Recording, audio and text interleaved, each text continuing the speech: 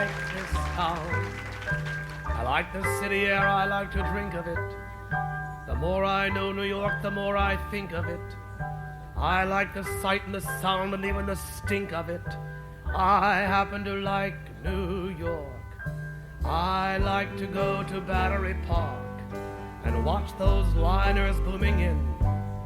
I often ask myself, why should it be they should come so far from across the sea? Okay, everybody, let's they all agree with me. Let's whatever. First of all, my name is Sam Turvey. I am the chairperson of ReThinkNYC.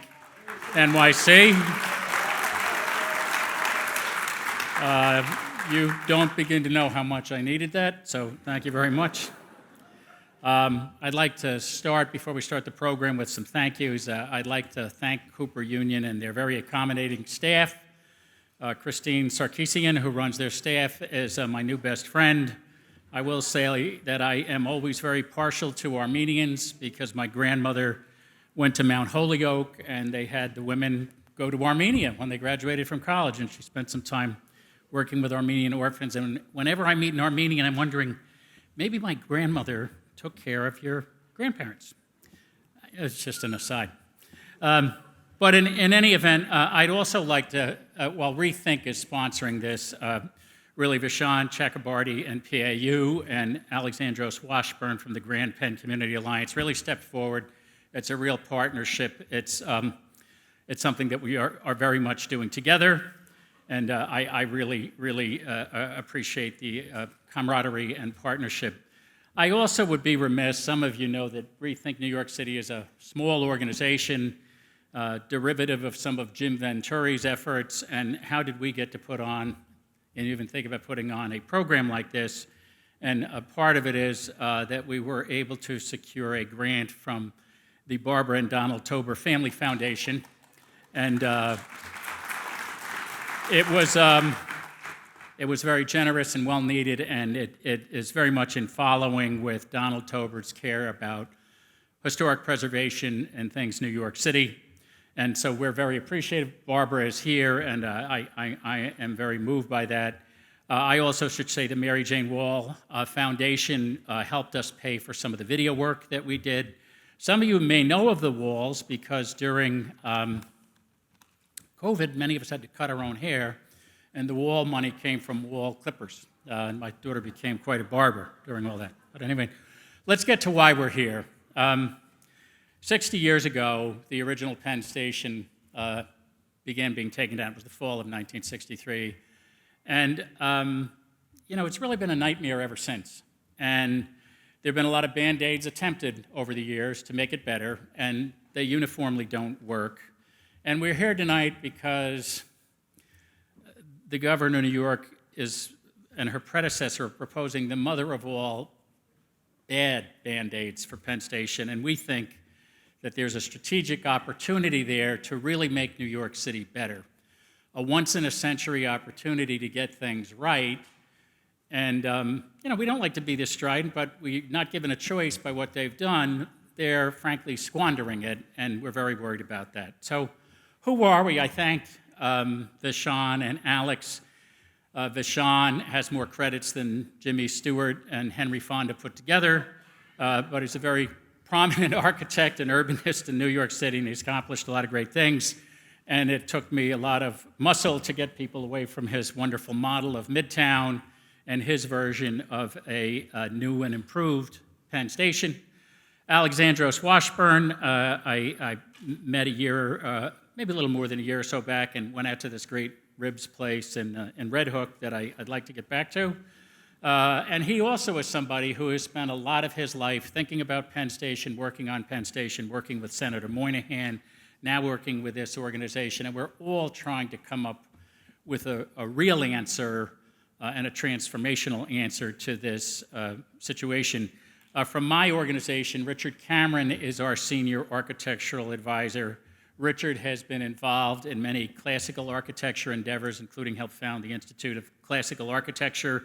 And I don't know if there's anybody there might be people who love Penn Station as much, but I don't know if there's anybody who loves Penn Station more than Richard, and we'll be happy to talk to you more about that. So You know, what is Penn Station and why are we worried about it and what does the nightmare look and feel like? There's somebody some of you may know, Justin Rivers.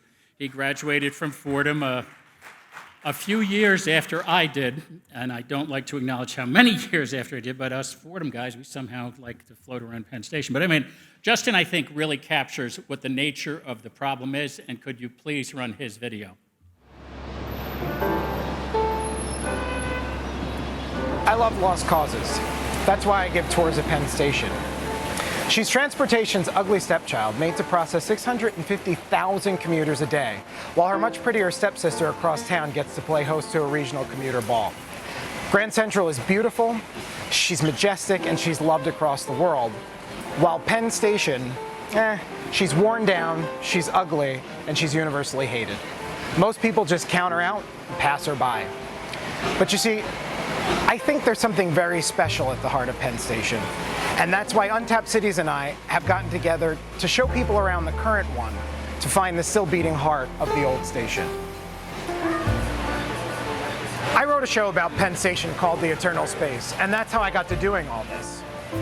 It's a show about two men who meet up at various points during Penn Station's demolition.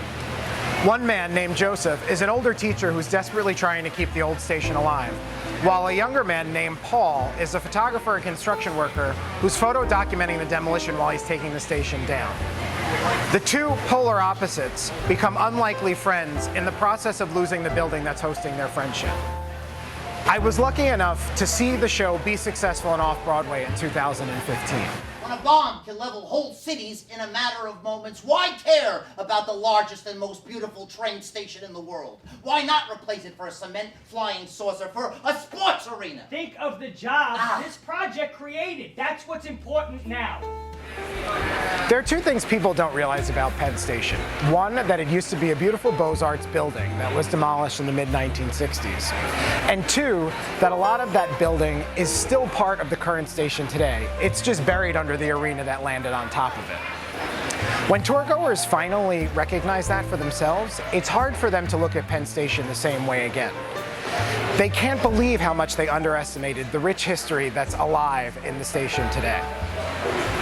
There's a scene in the show where Joseph tries to convince Paul to keep taking his pictures.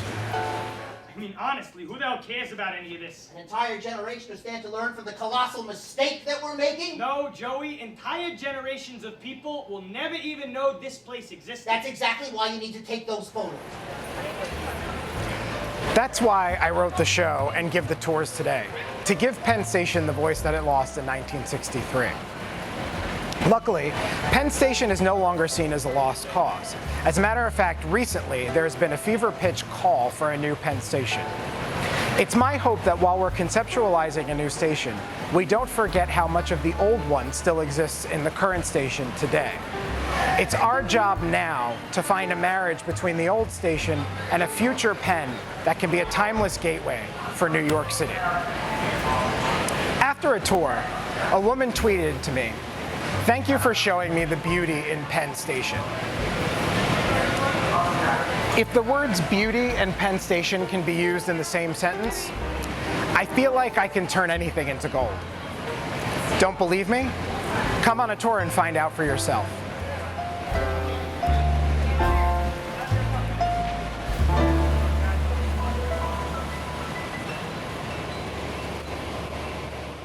Justin loves Penn Station, gives tours of Penn Station, gives tours about the remnants of Penn Station that are still there. I think some of you saw an article Winnie Who did in the New York Times recently that shows you the glass blocks and the floor you can see in certain part of the station. Some of the banisters are still there. And Justin actually wrote a play called The Eternal Space about a photographer who was photographing the demolition of Penn Station, loosely constructed after Norman McGrath, and then somebody who really loved Penn Station and was struggling with this whole journey. So it was really something that Justin did that was really, really terrific. And he does these tours, and you should go on them. Anybody who's gone on them has really said absolutely great things about them. So let's go to the next slide. Well, context. Before we have our architects come up and tell you about their ideas about how to best rebuild and reimagine Penn Station, What's the context? I think most of us agree that are here that the governor and the Empire State Development Corporation have a truly destructive plan for Penn Station. And it's a demolition first, question answered later, if at all, flawed urban renewal style plan to chloroform a neighborhood. And I don't use the word chloroform lightly. Is there a door open for a better plan? Governor Kathy Hochul is facing headwinds that she and the folks Andrew Cuomo left behind didn't anticipate. I think they thought they were just going to be able to blow by people on this. She did not mention one of the largest infrastructure proposals in the nation in her State of the State address. That is very telling. Senator Schumer, a key player to all of this and Senate Majority Leader, has encouraged her to compromise. She should listen. Vornado, the leading voice for demolishing the neighborhood, is pausing its development plans due to what many believe to be a permanently different commercial real estate market. Why are there headwinds? The governor and ESD's shadowy plan for Penn Station. Some of you saw an article a few weeks ago by Mike Oreskes that he picked up on some themes that I was pointing to, but this rendering, at least on my left, I hope it's on yours, the sun-washed renderings that the governor is releasing.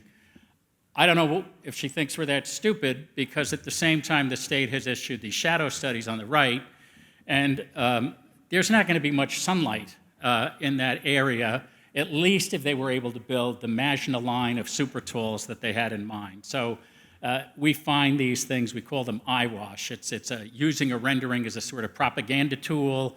Everybody may do it a little, but these are more inflammatory than anything I've seen.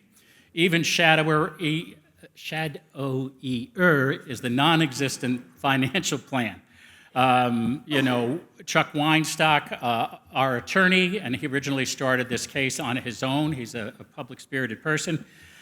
Did some FOIL work and came to find out that, hey, there's an Ernst & Young report that they based their vote on, and then when we tried to get the report, they said the report wasn't final, and we didn't base our vote on that report, and then we asked, well, then what did you base it on? And there was a pregnant pause. Chuck Weinstock, who represents a community group such as the Penn Community Defense Fund and landlords fighting the Hochul-Vornado redevelopment plan, called the state's admission damning, and it most certainly is.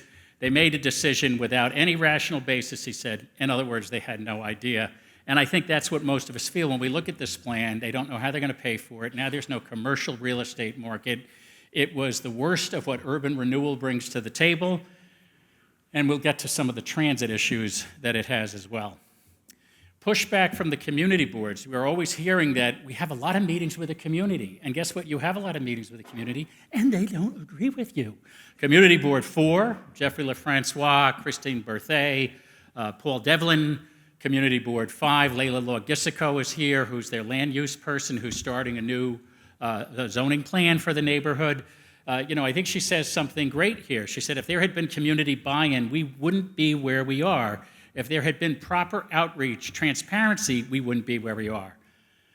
We take no pleasure in wasting our time screaming at the state. So they may give us lots of meetings to scream at them, but we're here tonight so that we can build our voice and let them know you need to listen and not just give us meetings. I know some of you probably who know me said, how long is it going to take, Sam, to work in that right makes might? This is the Abraham Lincoln lectern where he gave that speech.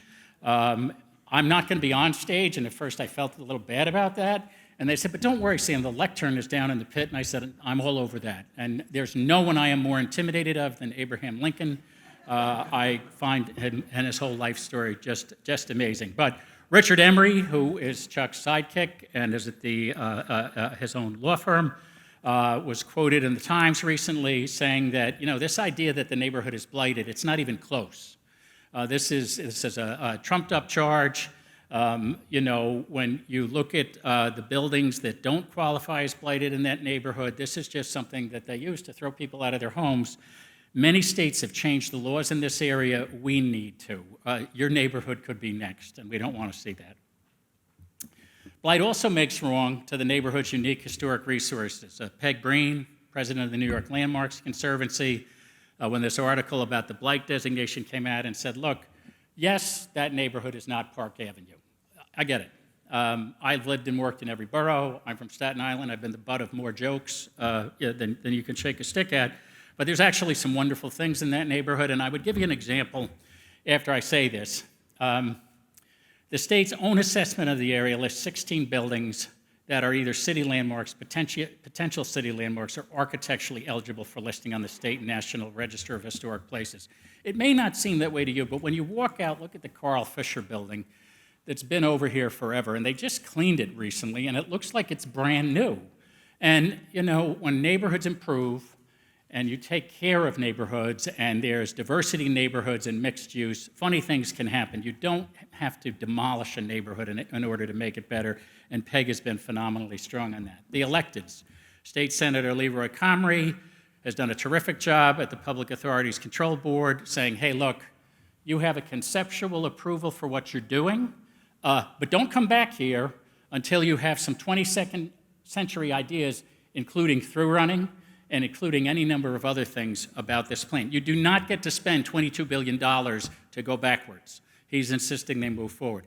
Other electeds, we're always hearing the community from the governor, the community supports a plan. It's not just the community boards.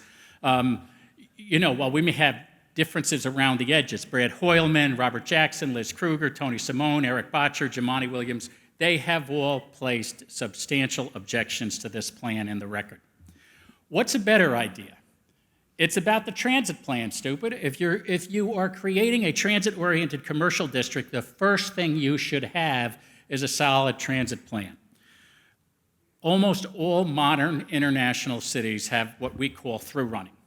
Through running would bring to our outer counties what the subway did to the outer boroughs many years ago. Bring a complete connectivity, which is the new buzzword in transit. London, Paris, Tokyo, Hong Kong, Madrid, Los Angeles, Toronto, Philadelphia, anybody who's thinking about this rationally would do that. Los Angeles, not a paragon of mass transit, is putting in through running as part of their Olympics. Madrid has huge high-speed rail and through running they're putting through, but I think some of our folks would rather have train cars pulled by the bulls running at Pamplona than to implement through running. So we're not the only people who are advocating through running. The Tri-State Transportation Committee is advocating for it, as has George Hekalis and Aaron for a long time. I hope we're able to give you, some people say, what are you talking about, saying this through running thing? It's too technical. Could we please run this video? And I hope this will give you, I didn't mean to be sarcastic. I hope this will give you a sense of what we're doing. Terry? New York City has the best public transportation in the country. But it's built around getting people in and out of Manhattan. Any other kind of trip is much harder to make. That's a big limitation for millions of people living in the tri-state area. What if the whole region were connected the way Manhattan is? We'd expand opportunities for jobs, housing, and businesses all over the region, which is especially important as populations outside Manhattan continue to grow. This can be a reality, and ReThinkNYC has a plan to make it happen. Right now, we have plenty of transit systems, but they only connect to each other in a few places. Anyone commuting at Penn Station can tell you that transfers aren't easy to make. Our plan allows these transit systems to operate together. With a few targeted changes, it's possible to get from anywhere to everywhere and unlock our region's full potential. Here's how it works. Instead of being the last stop on the line, trains run through Penn Station and on to new transit hubs outside Manhattan. Passengers will have many more transfer points, and no hub will be overloaded. Next, these hubs will connect every suburban transit line, which improves transit into Manhattan and between outlying areas. The result: every branch of the system comes together in one central trunk line. It's New York's regional unified network, RUN. RUN radically changes the way people get around the tri-state area. Commuters from upstate New York and Connecticut have multiple options. The Bronx has a major transit hub. The Sunnyside hub improves transit for millions and attracts business development. Penn Station is much less chaotic, and suburban New Jersey has robust public transit options. Plus, delays no longer hang up the whole system. Riders will almost always have an alternative route. This vision of the future is possible. Transit improvement plans and budgets are already in place. If we work together and pool our resources, we can build a world-class system that unites the entire region. RUN. From anywhere to everywhere. Yeah, I mean, what through running is, and I went to college in the Bronx, if the D train came down to 59th Street in the morning and turned around and went back almost empty through the rest of Manhattan and on up into the Bronx, you'd say that's pretty stupid, because for years it has continued to 42nd Street, 34th Street, 14th Street, Wall Street, Fulton Street, downtown Brooklyn, and places like that. And that's the way our whole subway system works, right? I've never taken I think the A train is the one that goes out to the Rockaways, but these trains, they go all over. If that was happening in Fairfield County, Westchester County, the different Jersey counties, reverse commuting doesn't become a nightmare. You start having cores of business activity outside the city. We get to a point where we don't have to cannibalize the urban fabric that's so important to us. I mean, one of the things that's so terrible about the governor's plan is they just want to wipe out some really important really important pieces of our built environment, and that's irreplaceable. And those of us who were here in the 70s, the film industry likes our built environment. Tech companies like our built environment. We don't want to lose that, and we certainly don't want to lose it to imagine a line of super talls that are monolithic haze of, don't get me started. Okay, transit hubs. Were we to do through running, here's what a transit hub at Port Morris in the Bronx would look like. It's the kind of thing that could really innervate the Bronx and just make the city work in a much better way. Madison Square Garden, relocating it. It takes a little nerve, but we've actually picked some sites where it could go. Vishaan has some sites too. One that we have picked would be 34th and 6th. If we were going to do it over there, we would greatly prefer that any buildings that we're dealing with that are pre-war, that we're looking to adaptively reuse them. We think there are better ideas. You see far to the left is Hudson Yards site, where with the changes in the real estate market, we think that could be a really good site for Madison Square Garden. And in fact, there definitely have been talks about it, but everybody wants to be hush-hush about it, and for some reason, our governor didn't want Steve Ross and Steve Roth to be fighting about this precious bauble, so she said, we're just going to leave it where it is. Well, that's not the right answer, and because these two guys like to, whatever they do, is not how we should make our Madison Square Garden decision. Also, a little further along in Jim Venturi's thinking is if we ever did the right thing at the Port Authority bus terminal, there might be room up at those ramps if we got away from sending buses through the Lincoln Tunnel, which is highly inefficient, and thought about rail links there.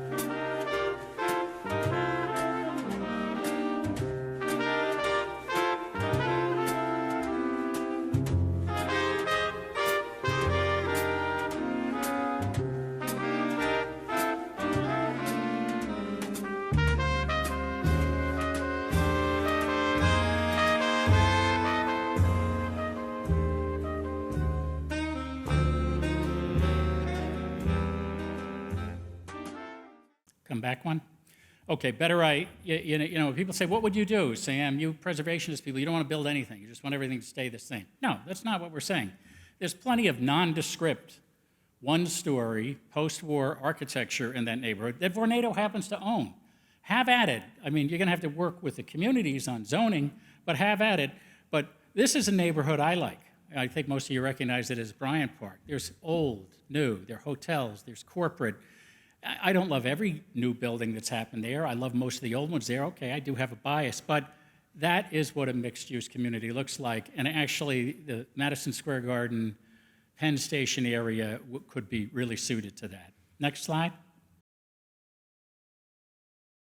Next on the agenda, we're going to talk about the original Penn Station, and I'm a big Joni Mitchell fan, and something's lost, but something's gained in living every day.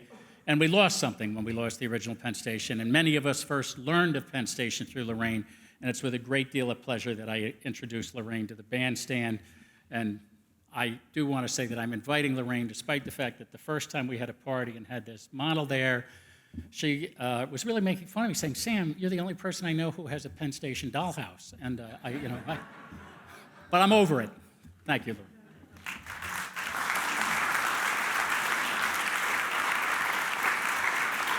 Thank you. I've been invited, from what I understand, to talk about Penn Station, which means I've been invited to make you cry. I can do, but I don't know how to operate this. No one showed me. Does the green mean you get a new slide? I don't know. We'll see. We'll go over this together. Okay. It really is astounding to me that a building torn from us more than 60 years ago haunts us still. We miss it, we mourn for it, and we're here this evening intent on honoring its memory, hoping to build a railroad station worthy of the passengers who use it. When I wrote The Late Great Pennsylvania Station, that was 38 years ago. It was to give that lost station a fitting epitaph. Little did I know that Charles McKim's masterpiece refuses to die. Okay, let's try this. It works. Wonderful. Will miracles. I grew up on 30th Street, one of the blocks our governor hopes to bulldoze into memory. I went on Sundays to St. John's Church, a church that was designed by Napoleon Lebrun in 1872, and which, ironically, is eligible to become a New York City landmark. After witnessing my aunt and uncle's marriage in the church, I helped them celebrate their wedding in the Hotel Pennsylvania. Sadly, as we sit here, Charles McKim's landmark hotel is in the process of being disemboweled. Imagine all the memories held within those walls turning to dust. It was built in 1919 to accommodate passengers of the railroad, and it was really put on the map when Glenn Miller turned its telephone number into a song. Many of us, of course, remember Pennsylvania 65000. These were all familiar signposts of my past: St. John's, the Hotel Pennsylvania, even that wonderful French hospital, I don't know if any of you remember that. But the one that's etched in my soul is the one I used as a shortcut whenever I wanted to go to 34th Street. That would be the late, great Pennsylvania Station. Now, I was a young girl who knew nothing about architecture, about what makes a building work. But as soon as I descended the steps leading into that concourse, I knew that this was a room of journeys. There was drama and movement in that room. In that enormous space, with its Gustavino tile vaulted ceiling, supported by soaring arches of steel, with the glass panel roof letting light down through the glass floors onto the tracks below, this was a room of journeys. And there were, of course, those iconic Benrus clocks suspended in space, and the sound of the announcer's voice beckoning passengers to their platforms. That, to me, was like a train whistle in the night. A sense of faraway places hung in the air, and the mind took that journey long before travelers set foot inside a train.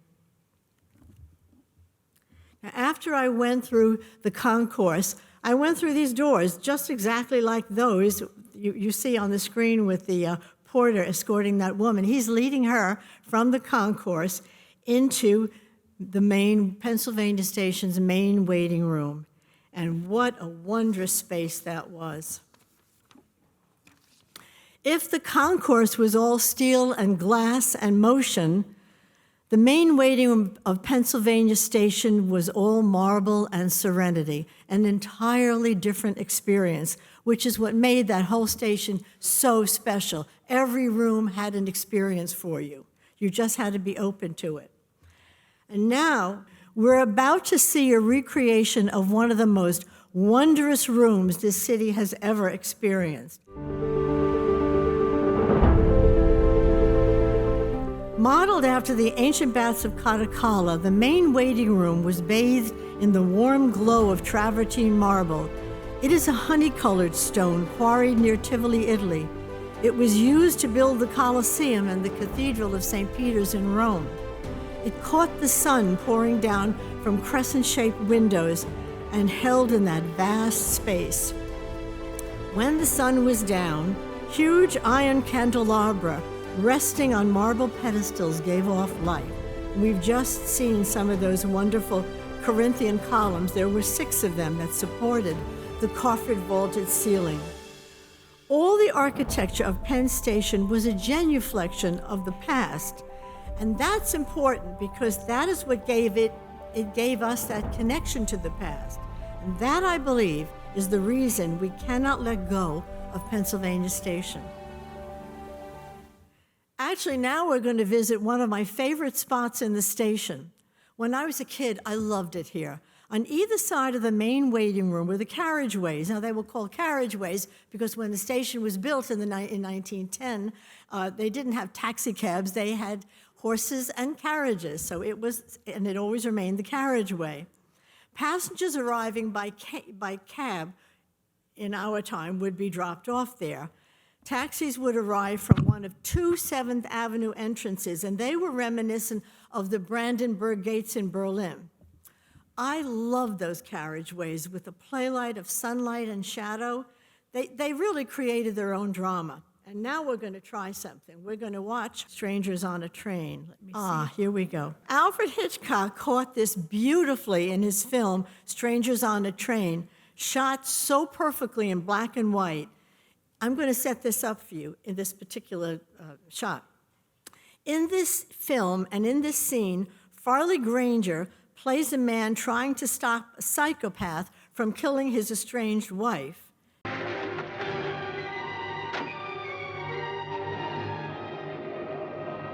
Oh, no, that's the main waiting room. Okay, there. You're seeing Granger arriving by taxi into the station, and then we get a very quick view of the main waiting room. The reason I wanted you to see that is this whole thing was shot in 1951, and for a brief moment, we all get to see and become passengers in the old Pennsylvania Station. It is one of the reasons I wanted you to see this. Now we're going to see, hopefully we're going to make sense of this. Farley Granger has just raced into the main waiting room. He's on his way to the ticket counter, and he's followed by these 2 detectives who are on his tail.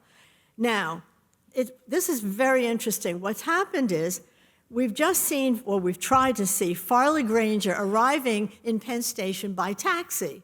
Now, all of a sudden, he's coming down the steps from the arcade leading into the main waiting room. So that assumes that he's arriving by foot.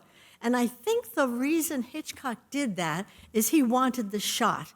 He wanted to see that beautiful arcade with all that lights drifting through. And that's natural. That is real. That is what people experienced when they were in Penn Station. You can see in the background there is one of the information booths, and they were all made of marble, and they looked as if they were just carved out of one piece of marble. They were absolutely gorgeous. Now we're going to see the policemen are hot on his path. Here they come, and there he is at the ticket counter. And you really do get to see the station as you would if you were going to buy a ticket in 1951 from Penn Station. That's where you would be. There they go. He looks like Lloyd Nolan to me, doesn't he? We have just seen Farley Granger rush off, getting his ticket. He's out of here now. He's gone down the stairs. Now we have gone up the stairs, and we are hopefully right now in the loggia. Let's hope. We got there. Wonderful. Okay. This is what we knew as the Sovereign Restaurant. It was the formal restaurant in Penn Station. Oh, were you able to hear me before? Now I sound much louder. Okay. When the station was opened, it was called the Corinthian Room. And I think the reason they did that was they were just genuflecting to the 6 Corinthian columns that supported the ceiling and the roof in the main waiting room. But this was wonderful because I'd like to just pause a moment and maybe we can have some high tea. It had such a wonderful sense of occasion to it. The furniture was Italian marble, and I'm sorry, it wasn't marble, it was Italian wood. It was Italian wood, and for a very long time, you could have a very leisurely dinner or lunch there. I have a menu from the Sovereign in 1951, and the only difference is if you ordered a shrimp cocktail now, it will cost you $17. On that menu, if you ordered a shrimp cocktail, it will cost you 50 cents. So this is the Sovereign. Now, right across, if you didn't have the time or the money to sit and have this wonderful leisurely lunch or dinner, you could go across to this huge coffee shop and just grab coffee and grab a sandwich, whatever. And then, this is very funny, right next to that was the Cloverleaf Bar. And I think mimicking Alexander Cassatt's generosity of spirit, supposedly the bartender set the clocks 5 minutes fast. So if you were having your martini and you were really enjoying that martini, he wanted to make sure you still caught your train. So that was sort of wonderful. Now we're in the arcade. And this is, of course, the interior. This is I would imagine is a pharmacy because if you look in the back, you can see where it says soda. So I think it had its own soda fountain as well. Now, to me, the arcade told us really so much about Penn Station, about Alexander Cassatt, really about Alexander Cassatt's generosity of spirit. When the station was built in the early 1900s, remember, it opened in 1910. A train journey into this city, this Baghdad on the Hudson, was for most people high adventure. Cassatt understood this and wanted passengers arriving in the station to get a sense of the city before going out into it. The arcade, with its lineup of shops on either side, gave them a taste of what lay outside the station doors. Now we see the exterior, and you can see where that light is coming from, that wonderful streaming light that we saw in the video clip of Strangers on a Train. Modeled after the arcades of Milan and Naples, again, that genuflection to the past, Cassatt's arcade had rows of lunette windows close to the cathedral-like ceiling, allowing sunlight to stream in.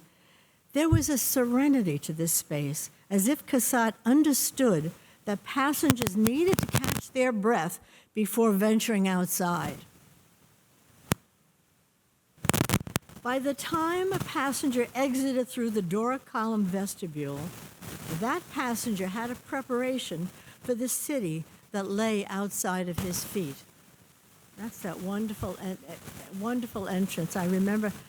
Architectural historian Vincent Scully said of the hole in the ground that replaced Charles McKim's monumental gateway, "One entered the city like a god. One scuttles in now like a rat." Now, it was that generosity of spirit that made even those of us who lived in the neighborhood and who never took a train from the station fall in love with it. This one? I can go. We can go on forever now. I love a mic. Oh, okay. What? Oh, I'll have it. Oh, sure. You want me to sing Melancholy Baby? Okay, so we're talking about Penn Station, I believe. They call me the vamp, you know. Anyway, this station, as I was saying, when my aunt, a woman whose parents had come from Italy, a woman who, well, she's the one whose wedding I went to at the Hotel Pennsylvania, when she walked into the station for the first time, she said to herself, "This beautiful place was built for me, therefore I must be special." And now we've got, there's that wonderful shot of the exterior of Pennsylvania Station. But you know, good architecture really is so much more than beautiful spaces. It can and should connect us with the human spirit. After 9/11, there was no place for me to find any spiritual solace. It had been missing in my life since that horrible, horrible day. And not belonging to a church or a synagogue, there was no space in this city that could comfort me. It wasn't until I walked into into Grand Central Station, a building whose history reached beyond mine and whose walls held that history, that I felt that connection. For those of us fortunate enough to have experienced it, the late, great Pennsylvania Station did that for us. It gave us a sense of ourselves that was so very precious. With its destruction, we have been diminished. And so we're here today to fight that good fight, to give this city, to give us all the Pennsylvania Station we deserve. Thank you very much. Sorry about the mess up. Thank you. Thank you, thank you.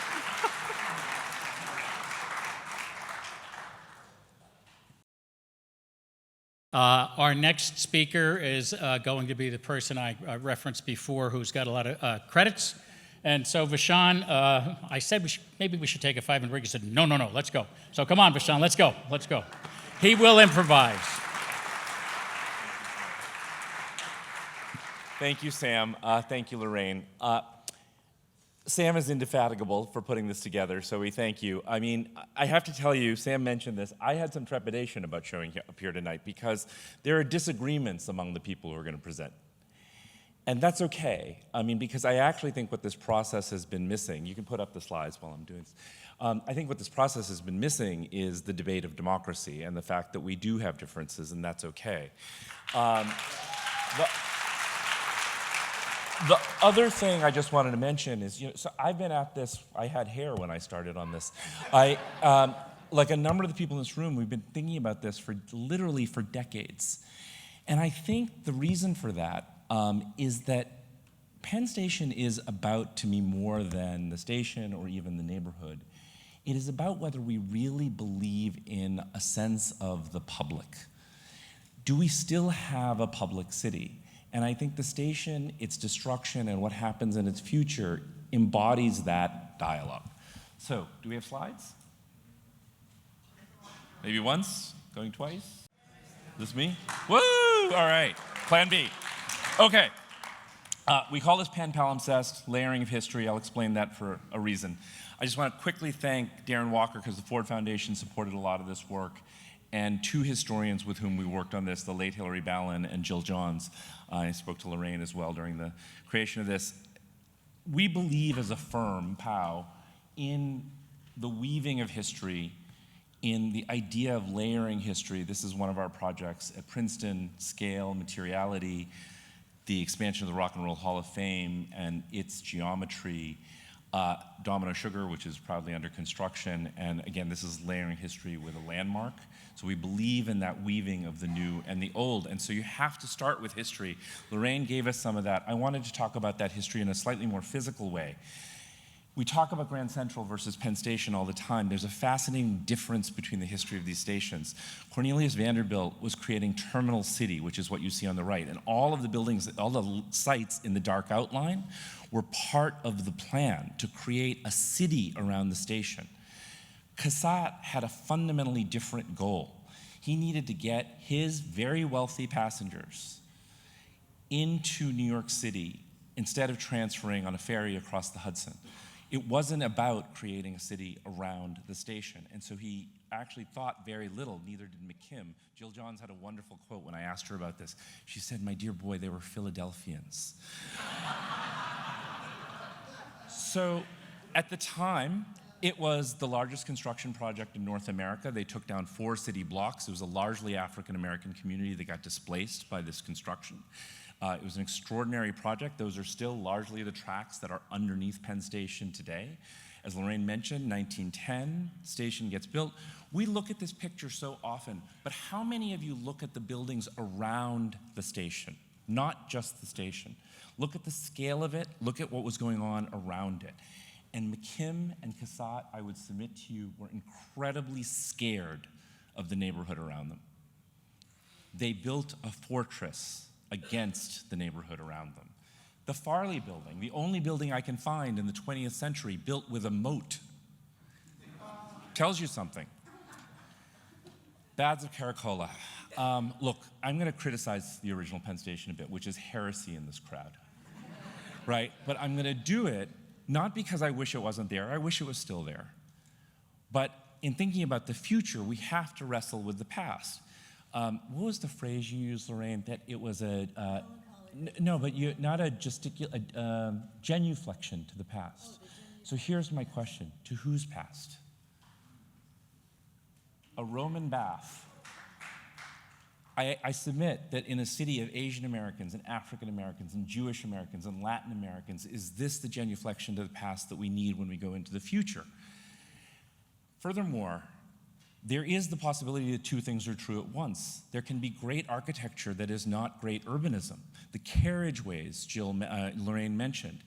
The 2 great porticos on the north and south side of the building, those are for cars, because Cassatt's dream, the whole idea here, was that a chauffeur picked you up and took you to Gramercy Park. You weren't getting out at the station. And look at the side street, right? So look at the Farley Building and its moat. Look at the Robb House and its moat. I mean, McKinney and White, they like moats. Look at Columbia University, historically built to protect itself against the city. Now this is, I'm not making a stylistic argument. You can make the same argument with the Guggenheim and Frank Lloyd Wright. But the point is, these buildings might have been great architecture, but I question whether they were great urbanism.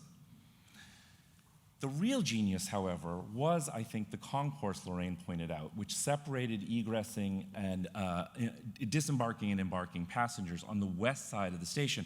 That red outline is where the garden is today. The reason the garden's location is so important is it sits on the center of the tracks that extend the 2 blocks from 7th to 9th Avenue, which is where you plan a train station. Farley is there because the mail got in and out of the west side of the National Rail. And I think the real genius of the station was that. Farley gets an annex built. What's interesting about the annex of Farley is it would never be approved by today's Landmarks Commission because it tore down the entire west side of the original Farley Building. And then, of course, you all know the story about Penn Central Railroad going bankrupt. What maybe people know less about is the fact that the station never shut down during the demolition and construction of the garden.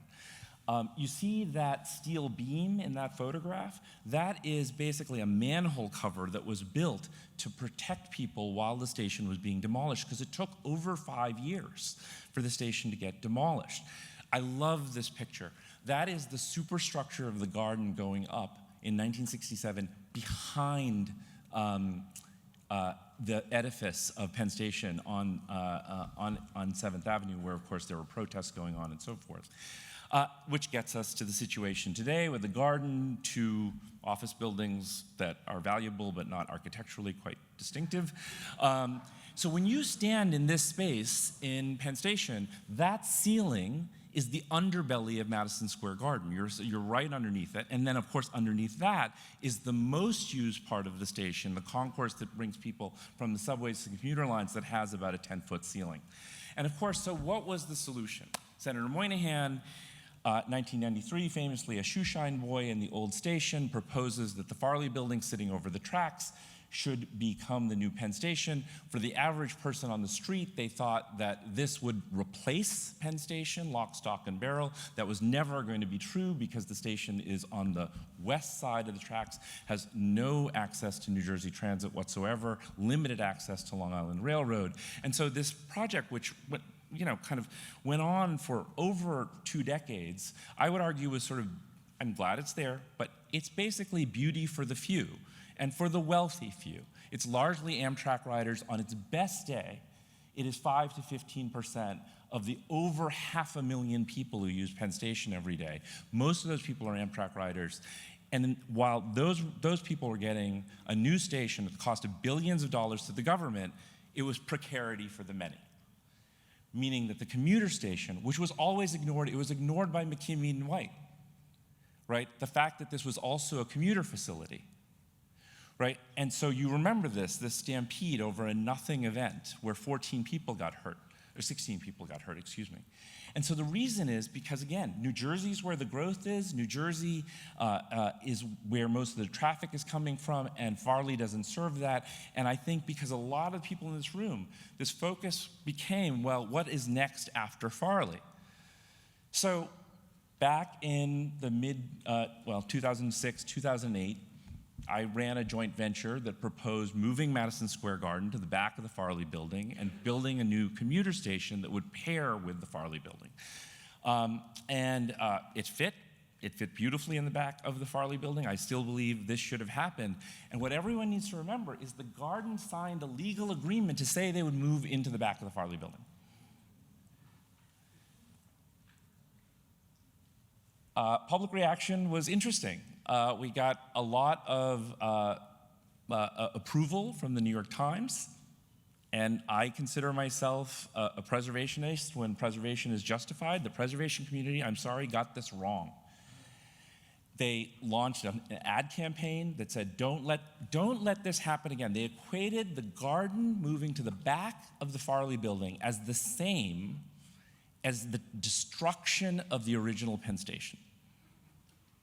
Governor Spitzer called me on my cell phone to say, are these people serious? They're talking about a brick wall in the back of the Farley building that's an interior wall.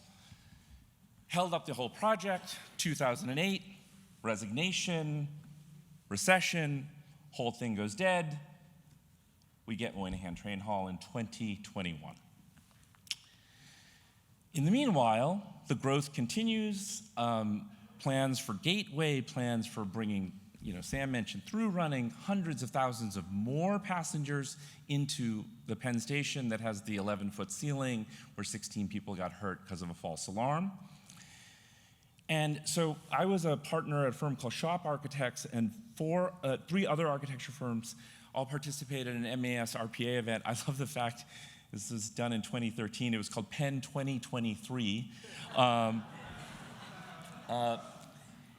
And look, it was a wonderful event. It was at the Times Center, but beautiful, baleful billions. Why did I name this slide this? Why baleful?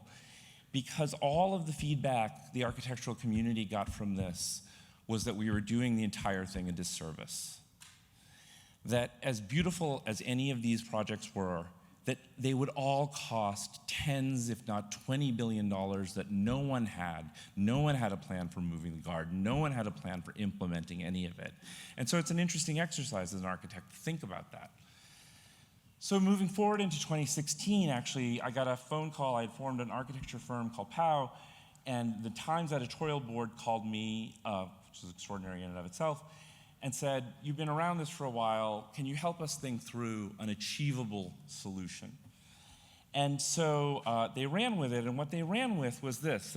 So that experience of having worked on this in 2013, what I realized is the difficulty here of any station that gets proposed on this site, is that it is the busiest transportation terminal in the Western Hemisphere.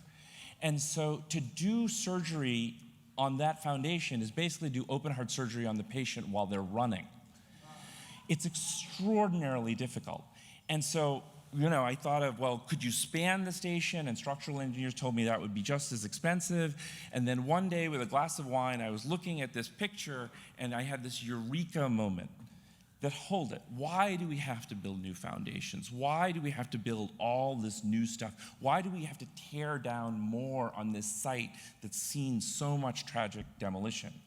And so Thornton Tomasetti, very good engineering firm, confirmed for me that we could actually recycle the foundations, the structure, and the roof of Madison Square Garden, of the structure of it. Now, it's a terribly ugly building, but if you take the skin off, I would argue that the structure is quite beautiful.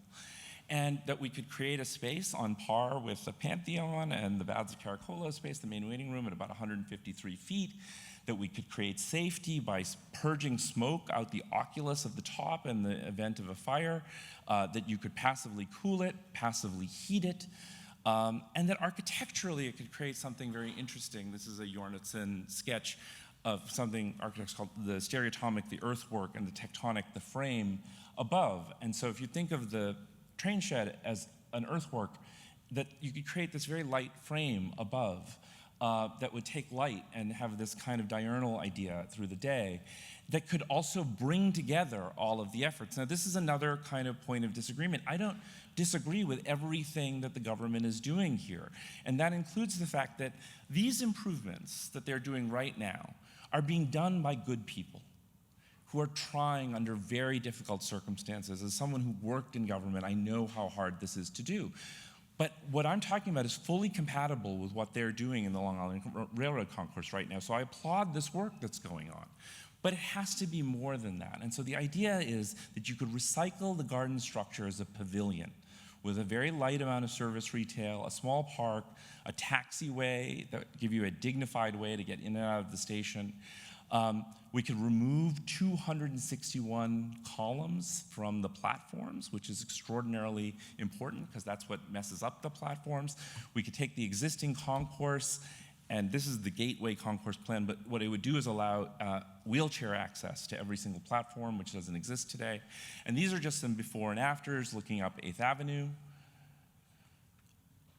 This notion that the station would basically be incredibly porous. People have coats on when they're in train stations. They don't need to have active climate control from the platform. So people have asked me why glass, because it's this notion that you could look up from the platform and understand where you're going from the subway. And then kind of the money shot where, instead of the mosaic of the city on top, so again, you could orient. And then this idea that you'd have an Amtrak station and a commuter station, much like in King's Cross and St. Pancras, where you have this pair of stations on all that's happened around it. So Community Board 5 invited us, Tom Wright, head of the RPA, Michael Kimmelman, architecture critic for the New York Times, and they sent this big letter to Senator Schumer, to the governor, Governor Cuomo, and so forth. We really like this plan and we'd like you to investigate it. And of course, as you know, Governor Cuomo always listened to communities.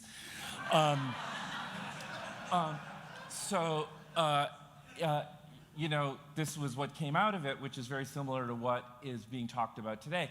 I'm all for transit-oriented density, but only when the transit works. And so, sorry, Justin, but I had to do this. Justin wrote this piece. He'd gone through this litany of all of the various Penn Station plans and said, what if you combine these two ideas and move the garden over to where we're talking about? So the thing is, you have to wrestle with where you move the garden. Sam mentioned this. What's the challenge? The garden is a 2-block facility, and it needs to be near mass transportation. Now, 2 blocks, Manhattan, near mass transportation, this is a big call.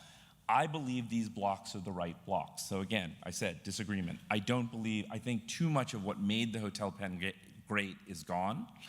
Others disagree, that's fine. But I believe these blocks are the right blocks. There's no residential on these sites. The claim to fame on these blocks is the Hooters. It has wonderful transit access. The garden fits right in the middle of the blocks, leaving you room for development on the 4 corners. So I'm all for dense development. This is one of the busiest transit stations. I have no problem with skyscrapers, but when they're planned, and they're planned in conjunction with public space and transit. And so what I believe this would do is form a commercial corridor. So I'm not talking about 20 office towers. I'm talking about 2 office towers, a hotel, and a residential building with the garden nestled in between. The garden desperately needs a service drive. One of the things, the garden is the oldest or second oldest most facility of its type in the country. All of them have been replaced. And they did a $1 billion renovation that still isn't good enough because the biggest problem the garden has is it can't bring an 18-wheeler onto its event floor like the Barclays Center can and most modern arenas can. It desperately needs its own service drive. I believe that's the right place to put it. And it would be across from Macy's. It would finally have a front door.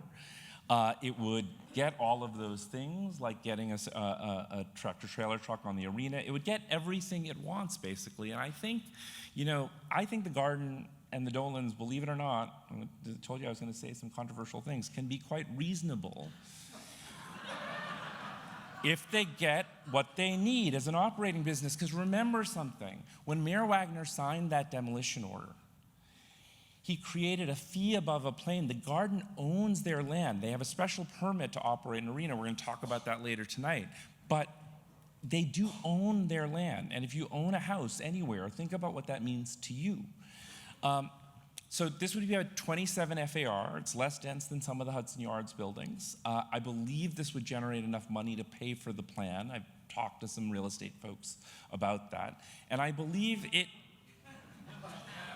I want to know the people who move to New York City and hate skyscrapers. I think that's a really interesting combination, especially around mass transit. Sorry, I'm going off script. We're the greenest city in the country. And we're the greenest city in the country because we take subways with density on top of them. So I fully believe in this. I think having a high spine on 34th Street makes sense. I think you could build some beautiful towers there. And so we'll agree to disagree. And so lastly, whether you believe in this plan or the other plans you're going to see tonight, what I get too much of is this is too complicated. I've been around the city for a while. I worked on all of these projects, from the World Trade Center to the High Line to Columbia's expansion to Essex Crossing. These were all more complicated than what I just described, all of them. So I don't accept that. I think it would be about a decade of pain for centuries of gain. I think you could do this in about a decade if you had the political will to do it. And lastly, for all the people who tell me, and there's probably not a lot of people in this room, that it's okay to have Madison Square Garden over a train station, that you don't need the rest of it, that we're all talking about silly, things. They're kind of telling me this would be okay. Right? They're kind of saying if you had a nice station underground, underneath Grand Central, that you could put an arena or a casino or whatever else these people think of right there, and that neighborhood would be as valuable, and I mean fiscally valuable, socially valuable, culturally valuable as this is. We can't accept that. And what we especially can't accept, and I took this picture tonight, is public space is one of our most precious assets. We don't have it at Penn Station, and we deserve it. Thank you very much.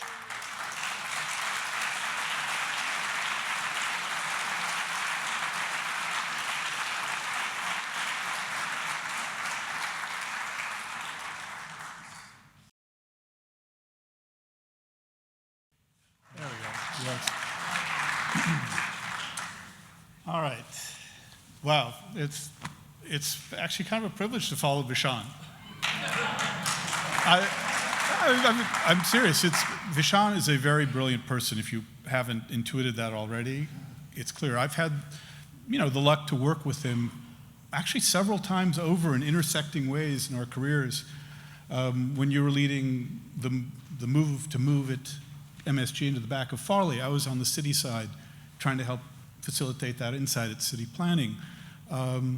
But anyway, thanks for the incredible presentation, that incredibly powerful image at the end showing MSG, where Grand Central is now. It's amazing. And I don't say this because we're actually cousins by marriage. Second cousins. No, I'm Alex Washburn. I'm here as the architect of the Grand Penn Community Alliance. It's a loose grouping of people, 3,000 strong and growing, that simply wants a great Penn Station for New York. So tonight, I'm going to tell you how to achieve it. And unfortunately, for many of us in here, and I'm an architect, but it is not about architecture. Okay. I grew up in DC, returned there after architecture school to a city that was falling apart. And I was lucky enough to find a job with the only person who cared about architecture and government, which was Daniel Patrick Moynihan. And I couldn't believe it. What a dream job. I would get to go to lunch and talk about architecture while all the other staff had to wait in line to put in memos about healthcare and get a few minutes to talk about foreign relations. But Senator Moynihan seemed to want to talk about architecture, to tell me about New York. And I thought, wow, this is the only architect on Capitol Hill staff. Architecture must be important. Well, it took me like half a lifetime to realize what was really going on there. But he had a notion that he wanted to fix the wrong, to rebuild Penn Station, the late great Penn Station that Lorraine remembered so well, that was torn down. So he sent me to New York. Actually, at the age of 12, he sent me to New York to found something called the Pennsylvania Station Redevelopment Corporation in the Empire State Development Corporation, where I was the president of a subsidiary that had the task of doing the Farley project. And I got an incredible amount of experience there. I actually had passed a general project plan, the same thing that we're fighting now with the governor. But as I was doing this and as I was working on this, I'd keep thinking about what Moynihan told me. And basically, he had been training me to get things done.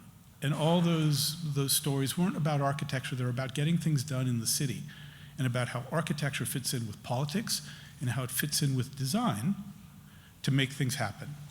And the last day I worked for him before I went up here to be the head of Penn Station, he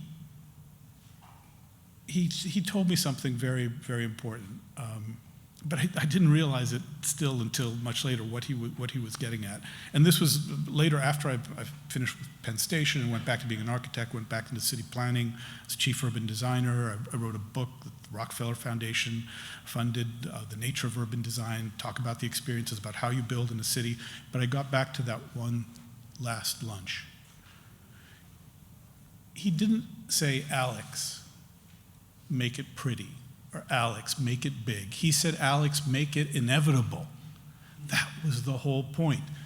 Make a system. Move the parts around so that people can't help themselves but to make this happen. So let's look at our present state. He would quote Hannah Arendt a lot, saying the worst, most corrupting lies are problems poorly stated. And Vishaan, when you talk about the great people we have now working on the Penn Station project, Jana, one of the best human beings that has ever set foot in the halls of government. And yet what he's doing is wrong because the problem has not been stated correctly. The most recent iteration was stated as a way of getting taller office buildings with less taxes paid. That's not the way to set the problem. You have to have a very clear objective, and something that's very important, we'll talk about in a minute, you have to have a clear sight.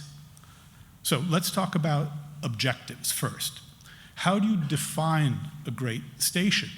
Let's first assume that we can agree that we want a great station, that New York is worthy of a great station. Maybe even we deserve a great station.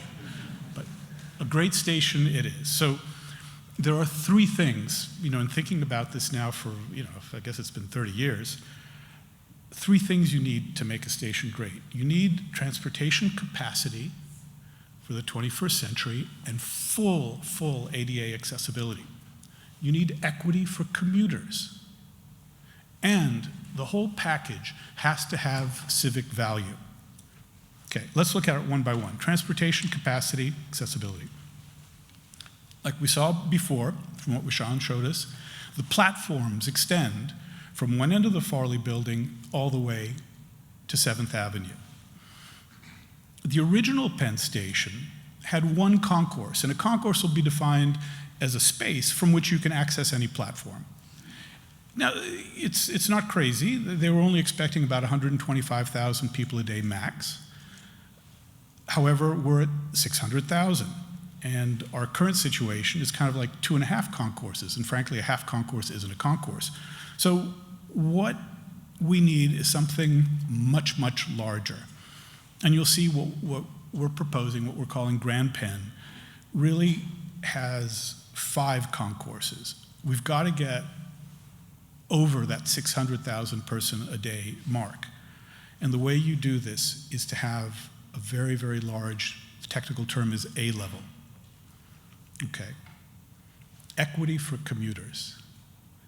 Vishaan is absolutely right. Why is only Amtrak worthy of a great train hall? Why are only intercity passengers? Commuters who use it every day should also have a train hall, and that train hall should be as good as Moynihan. It should be as good, frankly, as the original Penn Station. So let's make that a goal. And then finally, civic value. Now here, I may say something against the grain of the evening, maybe controversial, but architecture no longer provides civic value. As an architect, I don't want to hear that. I don't want to be applauded for that either, but it's unfortunately true. And I'll tell you the story here. I'm half Greek, and so there's something called the Oath of the Athenians. Obey the law, revere the gods, leave the city better than you found it. That has been the working definition of civic value, civic virtue for a couple millennia. And as a representation of that, 2,000 years ago, a Greek sculptor looked at an acanthus leaf, chiseled a Corinthian column. Suddenly we have a symbol for civic virtue. You wanted to show how much civic virtue you had, you would use Corinthian columns. Baths of Caracalla. Even 1913, when the United States government, the federal government, wanted to show how much it loved New York. I love you, baby. How do you show that? You make the biggest Corinthian colonnade in Christendom. There you have it. That's civic virtue. Maybe, but that's gone now. I think the Corinthian column is turning back into the acanthus leaf. Basically, green is the new civic. If you want to be civic, you don't give someone a colonnade, you give them a park. So I'm going to make the radical proposition that the new station has to be a park. How is that going to happen? Well, before we say how, let's look at some benchmarks. Right up the street, we've got Bryant Park. It's great. It used to be the most dangerous place in New York, but now it's great. It's an amazing park, and if you do a little urban design analysis on it, you look on its super block, which it shares with the New York Public Library, and the stacks of the library are under the park. This is a park on top of infrastructure.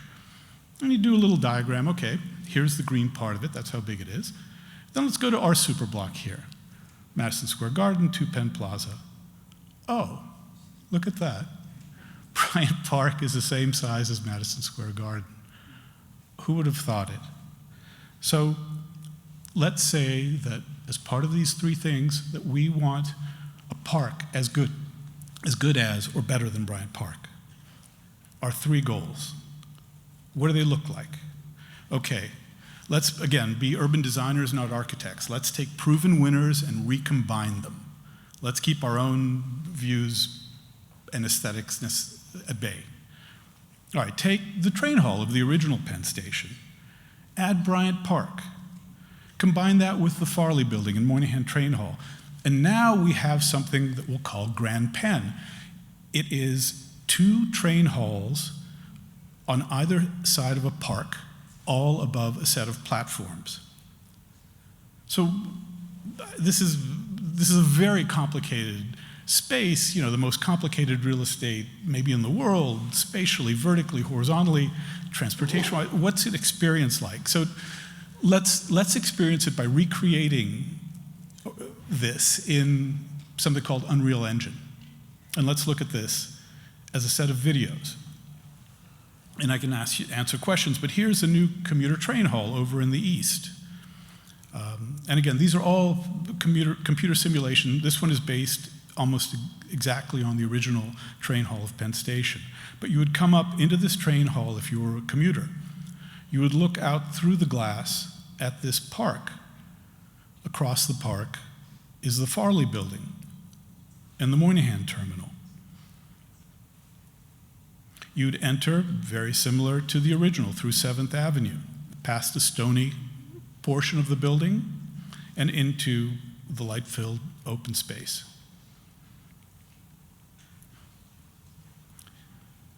The park is built on top of this A-level, this enormous A-level. It has a couple of pavilions with elevators in them where the pavilions used to be. All the water features are also skylights from below, but the park becomes the centerpiece. And one thing that this does is it kind of answers the very first requirement of a station, which is where if somebody comes up to you and says, "Where's Penn Station?" Here it is. It's a place now. The interesting thing about these models is that they're interactive. Right now I'm just showing you clips because that's how the technology is, but you can go and check them out and look at any portion of them, look at them from any perspective. But this is the feeling you'd get if this were our station. This is what it would be like from above. But how does it work? Let's look at it from below a little bit. Okay, here we are, of course, that's the park in between. Now we're going to descend through a skylight / water feature. And then you're going to see the A-level. Now, this is an enormous level. This is, you know what this is? This is actually what the governor would like to build. This is Plan C from 2009. It has 121 touch points. It's accessible to every platform. Here's the relationship of that level to the commuter train hall. You see, it's the lowest level before you get to the trains themselves. So it would connect as the lowest level of the commuter train hall all the way through to Farley along this long axis. It would have some amount of retail, blah, blah, blah. I don't know. The key here, though, is, again, what Vishaan said very rightly. It's the lack of extra columns. This only functions for the volume of people we need if there is a rational and thin column grid which can work without having Madison Square Garden on top. So that's the big train. Oh, let me show you this sort of the retail experience of it. If you come in the facade, there'll be bars and restaurants like Grand Central. But it'll become, hopefully get some of that excitement that Grand Central does. And then this table that we'll see, I think could be a very romantic place. As you come out here, you're going to see a small table set for two. And this is the table that I imagine New Yorkers will come to propose. But what I'm really hoping will happen, and I know Kevin Corbett is here, who is the incredibly capable leader of New Jersey Transit, is that one day New Jersey Transit will come here with Long Island Railroad. They will look into each other's eyes. They will gently hold their hand and say, "I do," through running.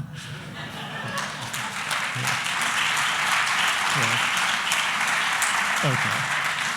All right, well, I don't want to, I know, we're all New Yorkers, we don't like these big, long routes out, so I just want to show you a quick shortcut that if you happen to be in the middle of a train, you can come and take these elevators up to that pavilion in the corner.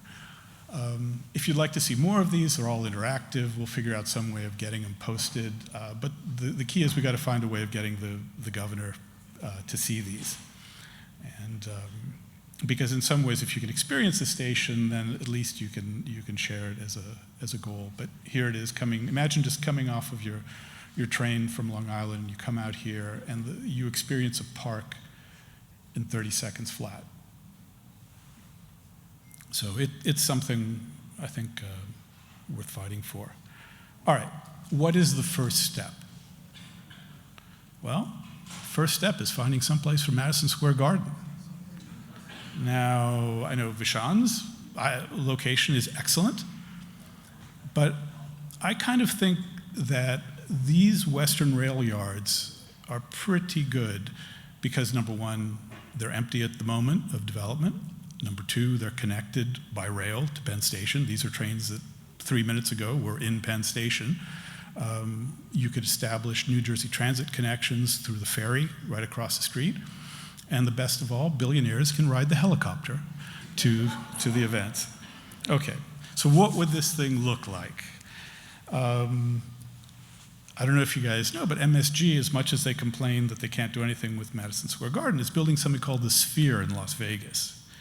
And we could have a Sphere here in New York as well. And the interesting thing about a sphere like this is that the bottom is a bowl, an arena, and the top is a dome, which is an esports facility or like a planetarium-like thing. You could have 40,000 people attending events there.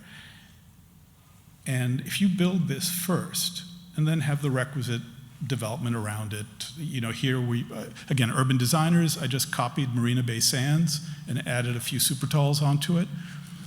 You could have a luxury hotel, Kim Jong-un might come visit. But it would be a pretty cool place, and we'll talk in a minute about what that might do. But of course, once you have built an alternate location, or at least planned an alternate location, the question of Madison Square Garden changes, and it can move. And then the thought would be that this, once it goes, is where the park goes on top of the improvements below, which can start right away. They don't have to wait for this. But then the question of 2 Penn. What about this marvelous office building that is kind of standing in the way of a commuter train hall? You know, I mean, it's been reclad. We just put glass, reflective glass all over it. Well, it can go, you know, and in fact,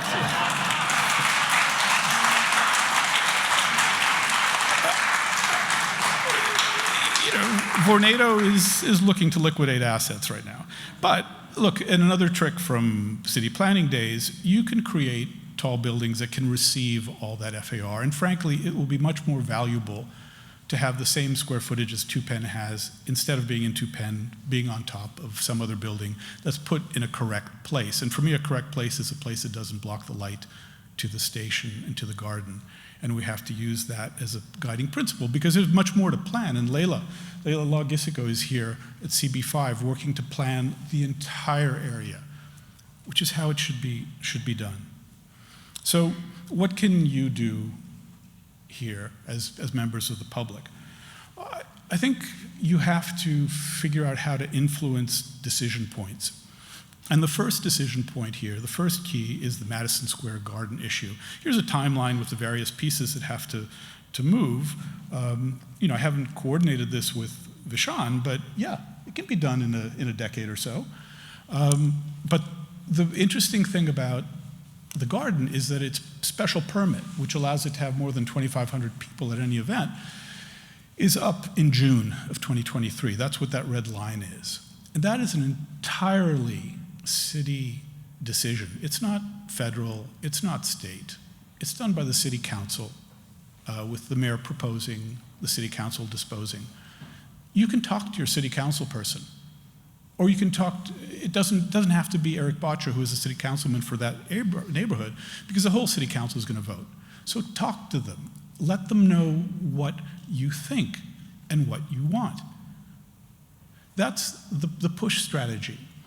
I actually have very great hopes in the pull strategy for Madison Square Garden, because that sphere I showed you in Marina Bay Sands, you know, New York, that makes a lot of money. You know, that's not really what we're supposed to think about, and everyone cries poor when you have to build something.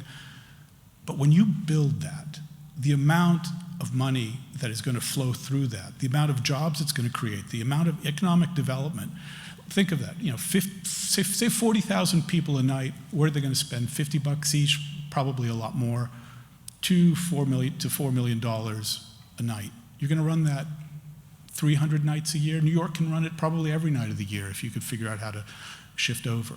But that's getting into the billions of dollars of revenue a year. What I think is going to happen eventually is that the economic argument for a new arena, the same argument that the Yankees followed, the new Yankee Stadium makes a lot more money than the old one did, and they just built it across the street. But that argument is going to start taking hold, and greed is a very powerful part of New York City. And nobody leaves money on the table in New York. So think about that. If any of you are financiers, please join into the greed strategy on the poll. But if you're not, help with the push. Talk to your council person, please. This can push the scales. You don't realize how local a decision this is. All right. And then here's the other thing I ask all of you to do. In just 2 words, no surrender. Don't surrender, please. Don't surrender.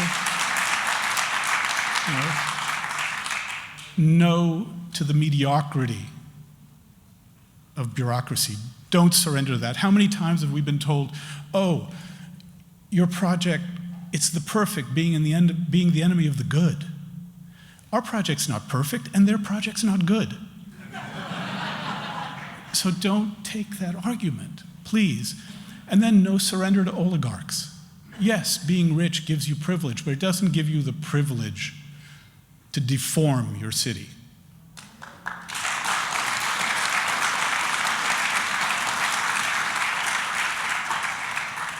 And finally, no surrender to fear of the past. Yes, we had a great Penn Station, but we are going to have a better one, a much better one. And if we don't believe that, we're going to get the station we deserve. So please, no surrender, and let's hope for a next best station. Thank you.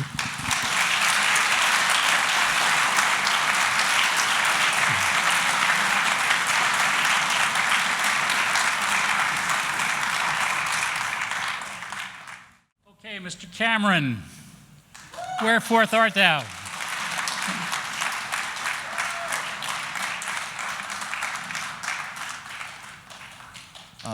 Wow, that's like following the Rolling Stones and, like, I don't know, the B-52. I don't know, Alex, who do you want to be? I mean, anyway, while they're setting this up, I just wanted to say a couple of thank yous. First of all, both to Vishaan and to Alex for both agreeing to do this and being on this stage. I was so thrilled when I heard that we were going to be doing this together. And a few years ago, when I was going through a rather difficult time, I actually took a look at Vishaan's plan for this, which I didn't like when I first saw it. And I thought, that's a really good project and you could get it done. And I almost picked up the phone, called him and asked him for a job tonight at the bar. I might ask you to do that again. Vishaan, I'm a very cheap one-person office now. So, and Alex, the same thing. I mean, really, what I'm going to show you is a different idea that I've had for a long time. And many other people have, shared it with me. It obviously, to some degree, disagrees with some of the things that Vishaan said, and he and I are going to have a whiskey later and talk about those moats of his, which I thought were just letting light into the basement, but whatever. And I'm not trying to take cheap shots. Those presentations are extraordinary. The model, you should come up. You definitely should come up. Can you hear me all right? Yeah. Is it okay? You won't in a minute, but it won't matter because I'm going to stop talking in a minute. So I have a little introduction. Oh, and by the way, I wanted to shout out to my kids who are watching online, who just fill me every day with joy. And I started this project before I had them, and now that I have them, I really, really want to get one of these projects done for everybody, including all of our kids. But Una and Alistair and Iggy, who are watching on Zoom, I think, unless they've gone to bed already, but maybe not. Anyway, hi guys. So I have a little introduction to read. I got to get the slides up here. Given the way this has been going. Uh-oh. Pia. Where are you? Sorry, my beautiful wife is going to log into her laptop because my slides are supposed to be up here. This is my wife, by the way. Please applaud. Thank you. I hope I'm a better wife than tech support. That's perfect. Yeah. Okay. So I'm actually going to read a little introduction, and forgive me for reading, but sometimes I'm a decent public speaker, ad lib. But I wanted to just read for like 2 minutes, and then get out of the way and show you a bunch of pictures with some music. Those of you who don't like rock concerts, you might want to put your earplugs in now or go to the back of the room. People have accused me of wanting to be a rock star, even though I actually try to dress like a banker for my clients. But anyway, I used to wear a lot of black, and then Lloyd Zuckerberg is here tonight. Said, "Richard, what, are you going to a funeral?" And I was like, "Oh, okay." So I am going to start this. I hope. So in the summer of 1992, I started work on a drawing, which is this drawing here. I'll show it to you. I'm going to get behind you. It's a really beautiful piece of music that my friend Sam introduced me to. And this is here for him. And me. And all of you too. But anyway. Where on earth is that? There it is.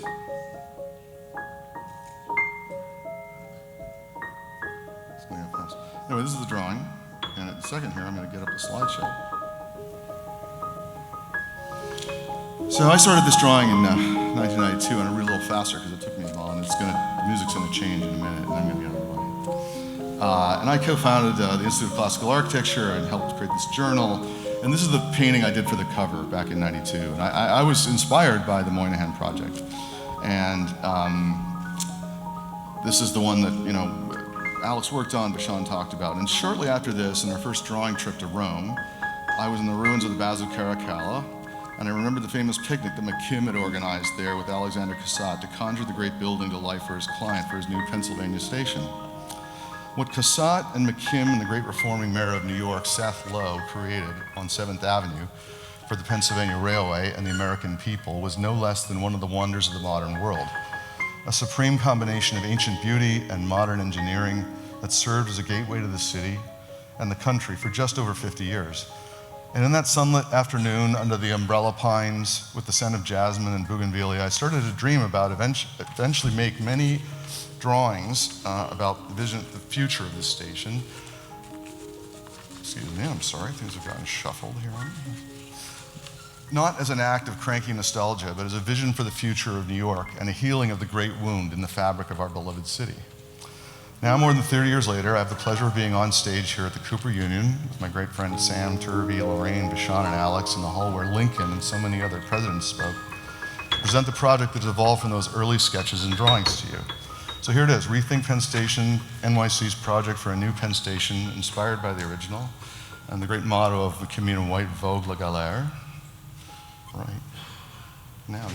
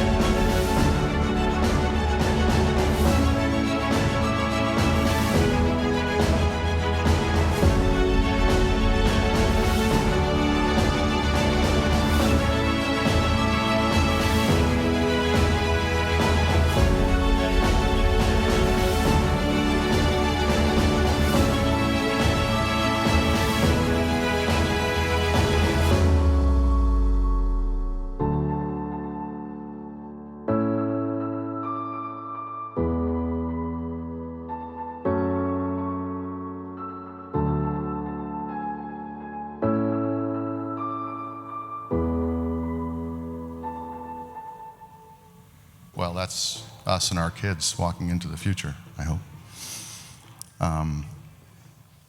Yeah, thank you. So I'm going to just show you one last little thing, and then I'll get out of the way, because we have some panelists here who've got a lot more interesting things to say, certainly than I do. All right, you ready? This is a thought about a new Madison Square Garden based on Stanford White's original one at Hudson Yards. I do think the Broadway site, I think Vishaan's right, I think that's the money spot. Madison Square Garden on Broadway, hell yeah.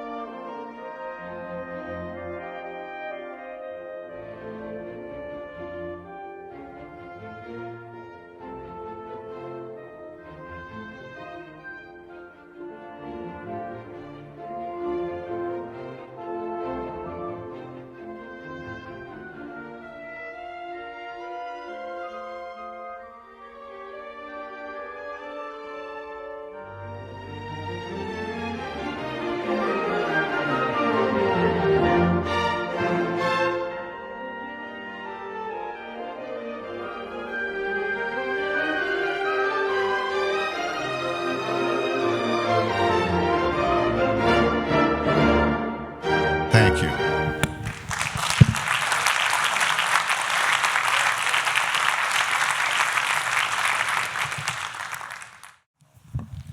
Thank you, Richard, and thank you for your patience. So we're going to improvise a little. New York's a big collective improvisation. We're going to take some questions. We have our panelists here, Kathleen McGuigan, Justin Davidson, Peter Schubert, Gina Pallara, and audience questions. I'm going to take a question from one of the panelists first, and our hope is that the different architects get to answer questions about their plans. Any of the panelists want to go first? Gina. Kathleen. It's been a long night. Well, I think it's been a very interesting evening, and one of the things that more than one person said was it's actually not about the architecture. And I do think all three of the architects raised important questions, but one of the things I want to know is how does all the infrastructure really work? I don't understand this talk about more tracks south. We've never talked about that. That was in the governor's plan. And can you really just blow up 2 Penn? I would love to blow it up. I had to work there for 4 years. It's awful. But can you really, how is this going to work? How's it going to cost? What's it going to cost? Why don't we start with you, Vishaan, about your plan, and how does it accommodate the 21st century infrastructure, more tracks south? Explain it. It's very complicated. And I'm not going to pretend to know all the answers here because I'm certainly not a transportation engineer. Gateway, so the proposal for Gateway includes something called Penn South, which means the demolition of the block south of Madison Square Garden to introduce, I believe, 7 tracks and 4 platforms that works in conjunction with 2 new Trans-Hudson tunnels. That, I believe, is a $31 billion project that was funded as part of the infrastructure bill. And the federal infrastructure bill. I'm a board member of the Regional Planning Association. They believe firmly in that project and to achieve through running, which means to continue further east that you need to do that. Sam has proposed a different idea for that, and that's a different debate. Look, 2 Penn is, the problem is this, sure, 2 Penn's a terrible building, but if you want to fix Penn Station, how much baggage are you gonna ask the project to carry? When you layer billions and billions and more billions, because, I think the aid to Ukraine is pretty important. So, if you're gonna just layer billions and billions on it, I just think the likelihood that it happens becomes more and more difficult. And as I said, what I learned during that MAS thing, when us and DSR and Hugh Hardy did those fabulous designs, is that the reaction from the body politic was, you guys are talking about spending $20 or $30 billion we don't have, right? And so that's why we proposed what we did with POW, because I think spending $5 billion and then trying to find a way to pay for it with some density was going to be tough enough. Is yours less expensive because you're using existing structure? Yes. The big point was, well, the foundation is the big thing, because the foundations mean you got to stop trains to do the construction in between the tracks. And so the foundation, the roof, and the structure were already there. It's an act of recycling. It's an embodied energy thing. And so, look, again, people can debate these things. So. Oh, thanks. Yeah, as to the costs, I guess ours might be cheaper because there is no structure. It's just a park.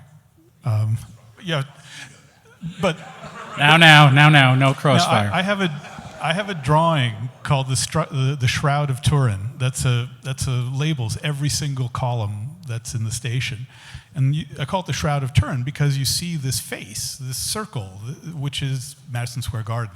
So you don't have to support Madison Square Garden. You can get rid of those columns, and you go back to the original grid that McKim put in. And foundations are eternal. I mean, they're great. I think, but let's talk about your transportation question first, which is you're asking really about the expansion of the station to the south, and that Amtrak believes that you need more platforms. Through running, people have different points of view, but let's say if you did need to build more platforms, one current proposal is to build them to the south, which would require probably demolishing many wonderful and beloved buildings. But if there were a way of magically building those platforms underground while maintaining buildings above, I mean, ask the engineers, tell them, yes, you would essentially, what you're doing is extending that A level, that kind of enormous, endless expanse, that goes further to the south.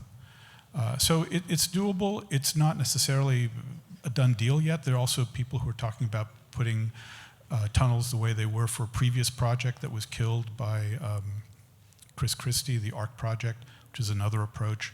So I don't know. But basically everything that we've shown, that everyone has shown, could accommodate different ways of expanding platforms. Justin. It strikes me that maybe we'd be better off recasting this from a discussion of how to build a better Penn Station to how to build a better Madison Square Garden, and then it might be something we can sell. Particularly if it's, if you're really talking about a better Madison Square Garden that makes more money, rather than just a byproduct of having to move it someplace else. But the question I had was, Vishaan, you showed a slide of King's Cross and St. Pancras in London, and that is attached to a whole new extensive redevelopment. But London, they've also managed to rehab, 7 or 9 different commuter and regional stations and international stations around the city and create through-running transit. So what is it we can learn from London? Obviously, the governance structure is completely different, but they seem to be doing something that we've been talking about for decades, and that seems completely out of reach. Yeah, we're way behind London in terms of infrastructure. You look at the Elizabeth Line and so forth. But the thing about King's Cross, and this is the tragedy, is King's Cross was, of course, hit during the big London terrorist attacks.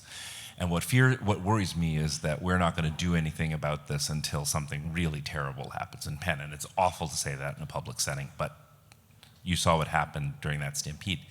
So that was in many ways the catalyst for the changes at King's Cross.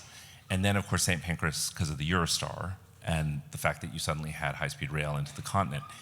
But you make the right point, which is the change in the land around it. Google's headquarters is now in that area, and really a pretty extraordinary redevelopment of that area.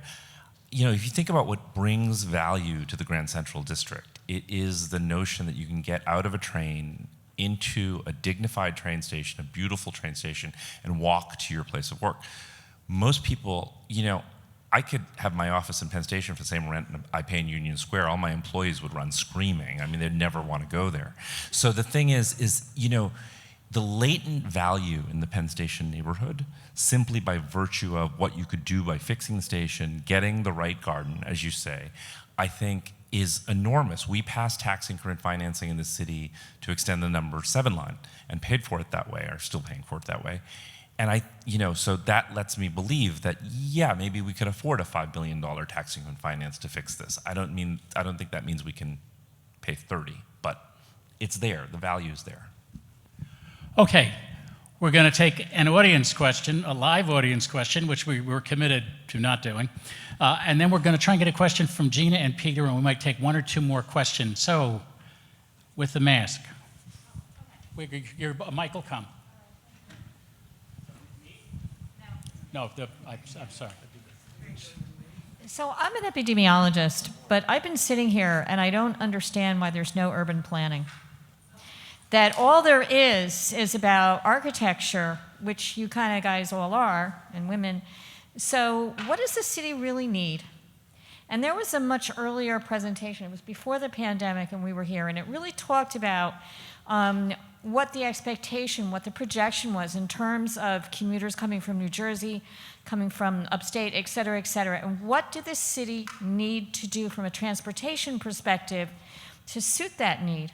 And, you know, if we want nice buildings, maybe we should take down the huge, humongous, tall buildings that are below Central Park. You know, we could talk about that. But really, what does the city need? And are we confused because the pandemic kind of mushed and changed our ability to focus on what the future is? Okay, I'm going to take a stab at that only because I structured the program tonight. And the Penn Station project probably covers 10 to 12 urban issues, planning issues, carbon structure, all sorts of issues.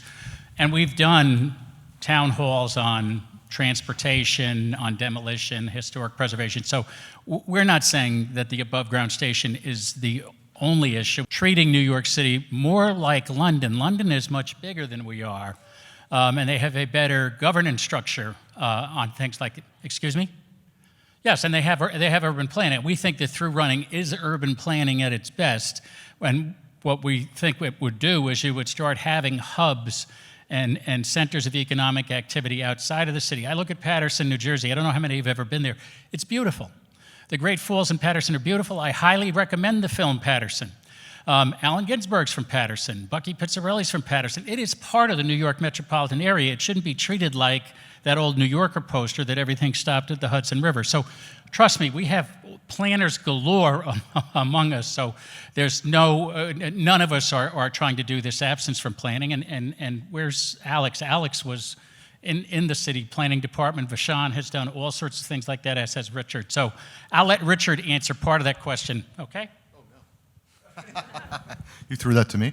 Actually, I was going to return for a second to the earlier question, because I will proudly admit that our project is the most expensive.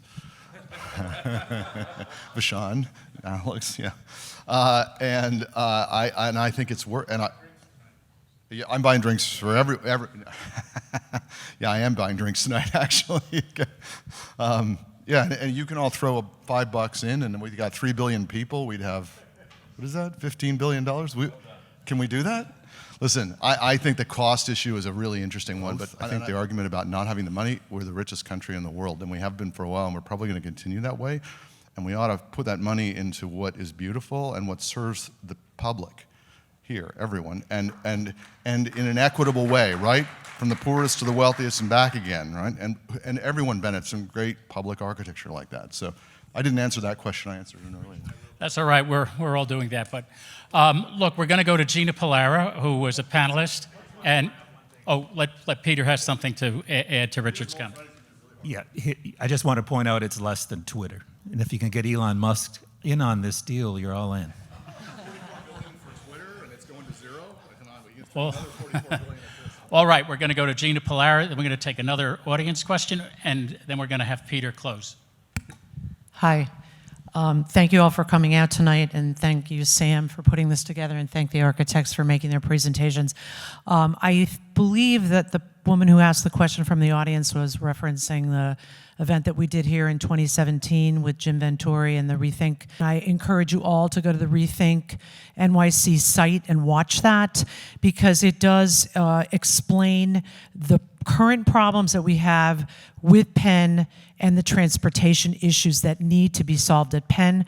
I respectfully disagree with Vishaan and the RPA on taking Penn South and expanding the tracks south. That isn't necessary, and if you watch the Rethink video, you'll understand why that's not necessary. But I think two things that I want to say that I would like you to take away from this evening is that we have, all of us collectively, have an opportunity to really make a difference. Alex talked about the expiration of the permit that MSG has. So the permit was initially given to them in 1963 for 50 years. It expired in 2013, and the city council voted to give them another 10 years to make a plan to move MSG. Okay, that clearly hasn't happened, right? So when their permit expires in June, we all need to make a big stink about not renewing that permit, okay? As Vishaan explained, they own the ground, okay? But the permit allows them to have an arena that seats, 20,000 people, I think? They are allowed to, without the special permit, have an arena that seats 2,500 people, okay? So that's an order of magnitude. In order to, and I believe that the Dolans, and I think Vishaan said this, I believe that the Dolans are willing to move, but they need to get what they need to get in order to make it attractive to them to move, and I think that that can happen, right? So there are a couple of points here that we all need to hit. There are a couple of deadlines that we all need to be cognizant of, and I encourage you to get involved in whatever local community group is pushing for this, because I think, as we've seen, we really need to now act locally. We have the force to get things done in the city, but we need to come together as a community. Whether you agree with this design or that design or whatever design, we've got to chunk this out into phases of actionable, achievable items. And that's the first one. That is the first one. Prevent them from getting a renewed permit, okay? The second one is we need to understand what the Gateway project is all about. The Gateway is to increase capacity under the Hudson River, to build an additional tunnel, okay? Because given what happened in Sandy, those tunnels crossing the Hudson River are really not great. And as Vishaan said, we all are afraid that what's going to happen is some calamitous event is going to occur, and then we do something. We need to actually be proactive. The problem right now with Gateway, as I see it, and I would think Sam would agree with me, is that the way the tunnel is being built, it's going to align in a way that they're building it so that they add additional tracks to Penn South. So we have to watch that one to see if that alignment can't be changed, because what Rethink proposes, and I think it is really doable, is to increase track capacity at Penn Station with increase through running capacity, I correct myself, with the existing tracks that you have now.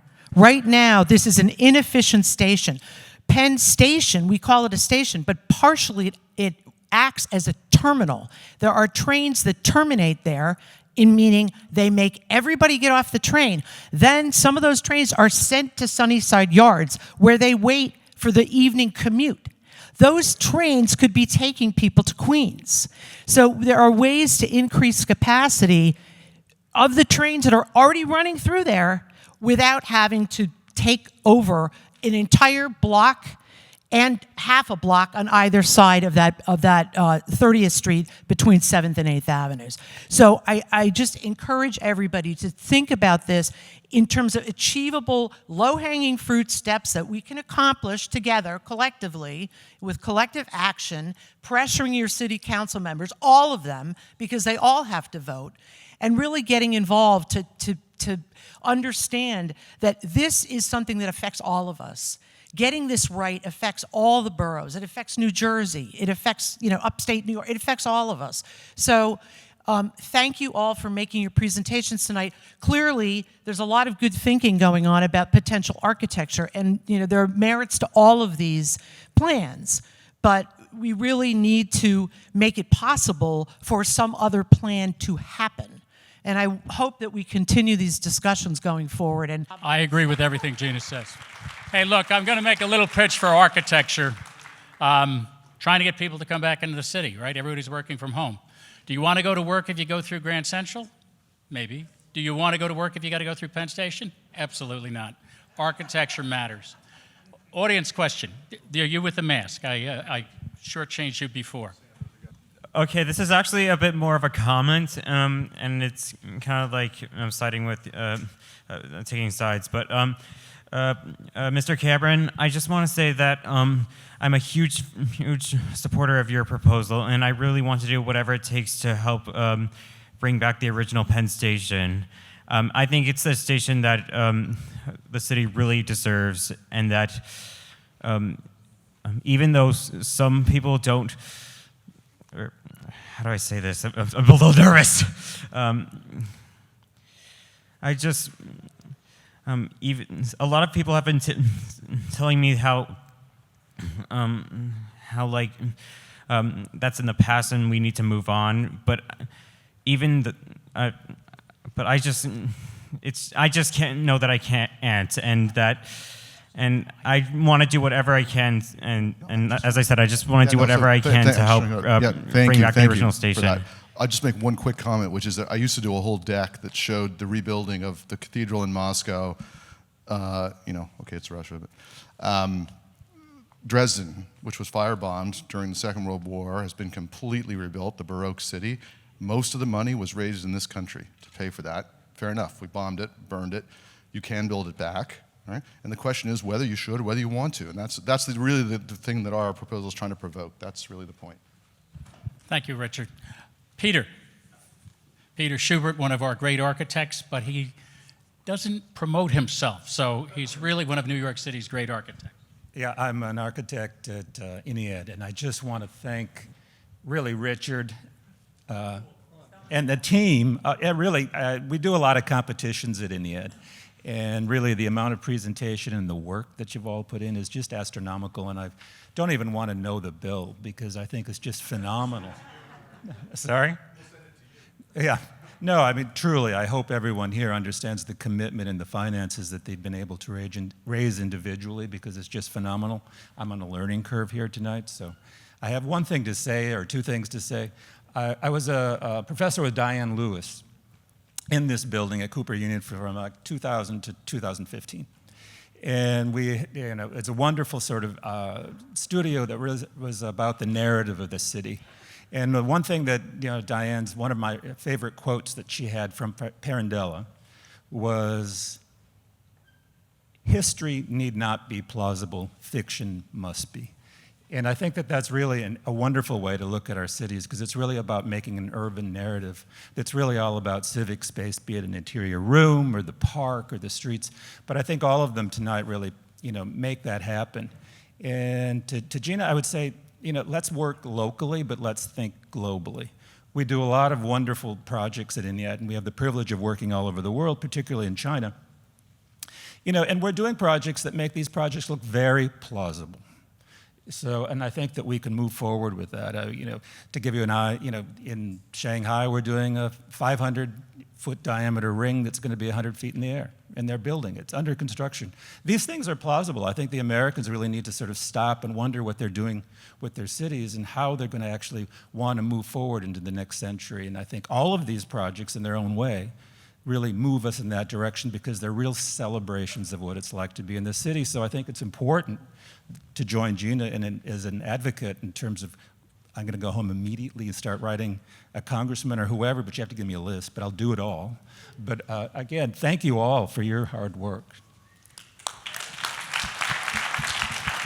Okay, well, look, we're a little in overtime, and I know we got started a little late, and there were some technical difficulties. And I want to take the hit for that. The program was, frankly, now that I look it over, probably a little too ambitious, and that's on me. I'll make it up to you over time. But look, thank you so much for being here. I want to thank our presenters. I think they've done an absolutely beautiful job. You didn't get to hear as much from our panelists as I would have liked. You know, they're all people that I have so much respect for. Justin Davidson is here. One of his comments on the governor's plan is something we quote all the time, and he just pointed to the sheer arrogance of it, frankly. And so, look, God bless you. Thank you for being here, safe home. And don't, apropos of what Alex said, do not give up. We are making a difference, and I do think that we can prevail on this, and hopefully we find the strongest and best of our collective ideas, and that crystallizes in a really great above-ground Penn Station and a great transit plan under it. And the neighborhood does not need to be demolished to accomplish that. Thank you. God bless.